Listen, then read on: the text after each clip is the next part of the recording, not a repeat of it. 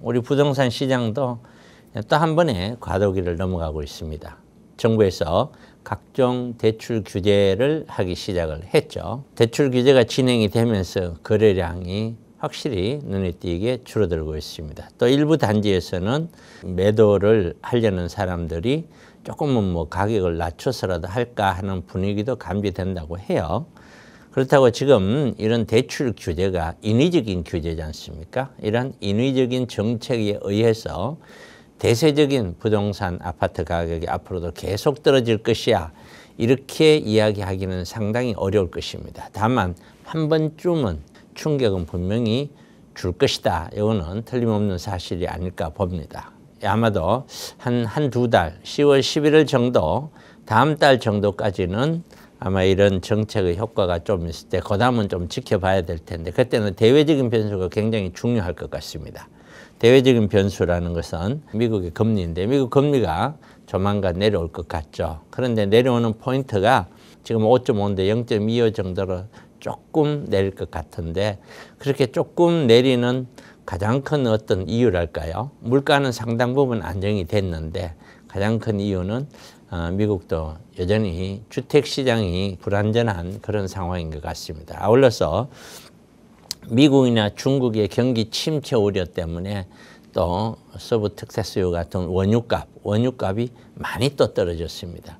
그러니까 지금은 막 혼돈의 시기입니다. 어느 한쪽은 아니야 이러다가 올라갈 거야, 어느 한쪽은 이러고 많은 거 아니냐 내려갈 거야, 이게 혼재되죠. 그 기간이 바로 우리가 과도기라고 표현하는 겁니다. 항상 저는 강조합니다. 우리 시청자분들께서 투자를 하실 때는 내가 위험을 많이 안고서라도 정말 한번 베팅을 할 거냐, 아니야 나는 절대로 그런 게 아니야, 나는 정말 안정적으로만 적게 벌어도 되니 나는 안정적으로만 갈 거야, 그거는 오로지 우리 시청자분들의 몫입니다. 제가 20년 동안 부동산에 있어 보니 이 투자를 할 때, 투자에 대해서 예견을 하고 준비를 할 때는 조금 과도하게 예측을 하고 조금 준비를 해야 된다, 이런 생각을 저는 늘 가지고 있습니다.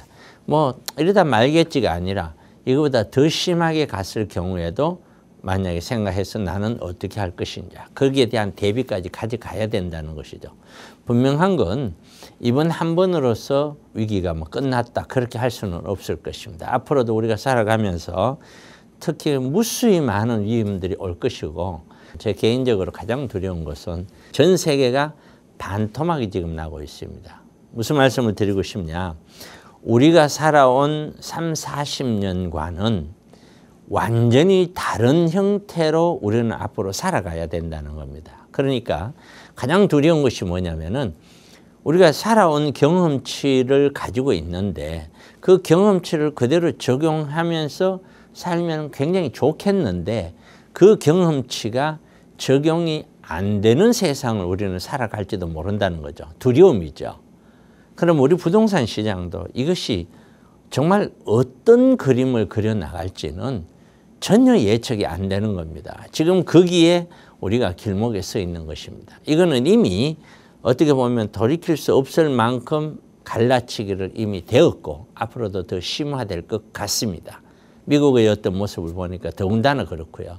그렇다면 우리는 전 세계가 지금 가장 거대한 경제인 미국과 중국 경제가 지금 굉장히 어렵다 하고, 미국은 자기들은 괜찮다고 하는데 내부적으로는 굉장히 어렵다는 자료들이 나오고 있고, 중국은 뭐 대책이 안 설 정도로 어려운 상황에서 침체가 만약에 온다면 우리는 어떻게 되겠습니까? 너무너무 어려운 상황이 될 수도 있죠.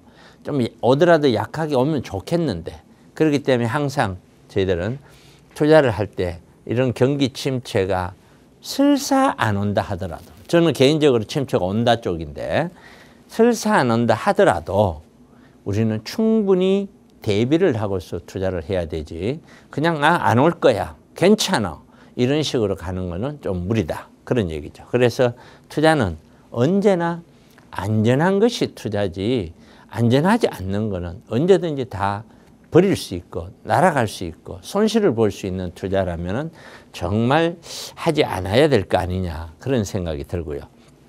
두 번째는 지금의 가격은 올라도 차익 실현이 쉽겠느냐? 왜 차익 실현이 쉽겠느냐 하는데 지금 현재 뉴스를 보니까요. 아파트가 서울에만 7만 건이 넘는 물량들이 매물이 나와 있어요. 지난주에. 그런데 8월 달 들어오면서 지금 매물 건수가 지금 8만 건으로 늘었어요. 자, 앞으로 이렇게 주춤할 것이다. 이런 모양이 되니까 매물은 더 많이 늘죠. 이 매물은 언제 구입한 매물이냐면은 2012년부터 2017년 사이에 18년 사이에 매수를 해서 시세 차익을 보고 있는 현재 매도하면 시세 차익이 나오는 사람들의 물량들이에요. 이 물량들이 앞으로도 계속 쏟아져 나올 텐데 과연 그렇게 누가 계속해서 소화를 시키면서 구입해 줄 것인가. 우선 지금의 시장은 가장 밑에 바닥인 영끌들에 의한 가장 낮은 가격의 아파트가 거래됨으로 인하여 팔았는 사람들이 좀 더 상급지로 또 팔린 사람이 좀 더 상급지로 늘 똘똘한 차지 상급지라는 머릿속에 꽉 담고 있는 이미지 그것을 향해 가다 보니 영끌 투자 한 건이 연쇄적으로 3건, 4건의 거래를 발생시키는 그런 형국이었죠. 그러니까 역으로 얘기하면은 영끌 투자 한 건이 줄어들면 거래량은 3건, 4건이 줄어든다는 것이죠. 그것이 바로 2022년도에 있었던 일들이죠. 그런 것들을 감안해서 제가 판단했을 때는 현재의 우리 서울에 있는 아파트 가격은 돈의 논리라든가 기타 어떤 다른 논리로는 이해가 될지 몰라도 경제적인 측면에서 봤을 때 과연 이 서울의 아파트 가격이 앞으로도 지속적으로 유지시킬 수 있는 가격이냐. 과연 재개발 재건축으로 인해서 나오는 어떤 아파트 가격들이 이 가격대를 계속 유지시켜 줄 수 있을 만큼의 과연 체력이 있느냐. 저는 좀 아니라고 보거든요. 그러다 보니 저는 굉장히 지금 사신 분들은 차익 실현을 하기가 어려울 것이다.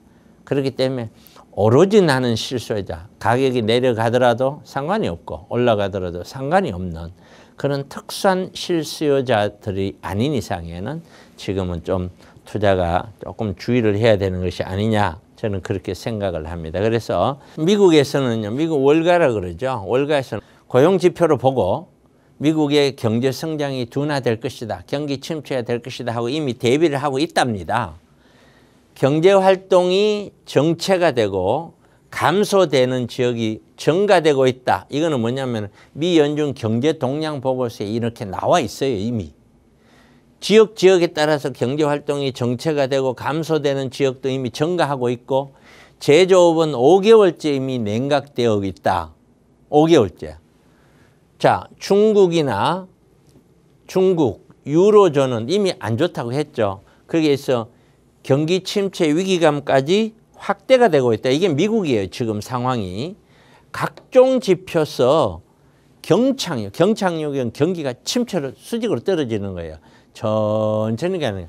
경착륙 징후도 보이고 있다. 그런데 정부 발표되는 거 보면은 아니다. 우리 경제 괜찮다. 천천히 간다. 그러고 있잖아요. 어느 쪽이 맞는지는 지나봐야 알겠죠. 그러나 우리는 좀 더 과도하게 준비를 해야 되겠죠. 유럽을 봤더니 제조업이 26개월째 위축을 가고 있고 유럽의 중앙은행 총재 드라이기가 그런 얘기를 했었어요. 제조업 26개월째 위축인데 경제적으로 이미 위기 상황이다. 유럽은 스스로가 알아요. 경제적으로 위기 상황이다. 중국은 어떻게 해요? 부동산은 둔화가 되었고 소비 지출은 감소되었고 중국이 얼마까지 추락이 될지 지금은 가늠이 안 되는 어떻게 저게 수습이 가능할지도 모르는 상황으로 가고 있죠. 한국은요. 건설업이 13개월째 찬바람을 들고 다른 업종은 또 괜찮게 자료가 나와요. 건설계통은 13개월째 찬바람이고 실업급여 신청이 23%가 늘었다고 나와요. 실업급여가. 이렇게 23%가 늘었다고 나오고. 자, 그러면은 우리가 항상 그래요. 어떤 시점에 서 있으면은 우리가 산을 올라갈 때도 그래요. 밑을 내려보면 내리막길이지만 위를 쳐다보면 오르막길이에요. 어느 것이 정답일까요? 정점이 찍었느냐 안 찍었느냐에 따라서 다른 것이죠. 나는 지금 정점을 찍기 위해서 올라가는 과정은 계속 가요. 그러나 정점을 찍으면은 반드시 그 정점, 정상 부근은 평평하면서 울퉁불퉁해요. 거기를 계속 다지지만 결국에는 내려오는 그런 모습을 보이고 있죠.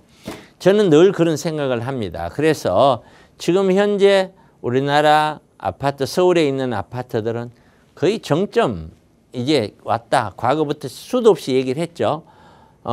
이번에도 가격이 올라가지만 내려갔다가 다시 올라갈 거야. 그러나 다시 내려옵니다. 이게 22년 가격을 내려가지는 못하고 다시 올라갑니다. 올라갈 때는 21년 가격 언저리까지 1차 반등보다 더 강할 거예요. 과거도 그랬거든요.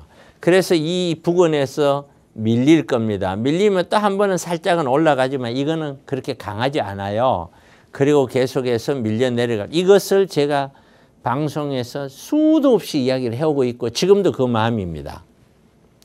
그래서 서서히 내려갈 거라고 저는 보고 있습니다. 그래서 경기 침체, 안정적인 투자, 국가가 어떤 국가도 자기 자신을 책임지지 않죠. 그래서 노후 대비해서 우리는 정말 안전한 운영을 필요하다. 그래서 제가 세미나를 합니다. 금요일 날, 토요일 날 1시에 하거든요. 제 세미나 다녀가신 분들이 그 세미나 갔더니 들을 게 없더라 하고 이야기하는 분 단 한 분도 없을 겁니다, 아마.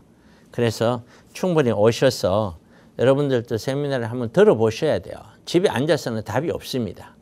추석 지나고도 많은 분들이 오셔서 좋은 시간 되었으면 좋겠습니다.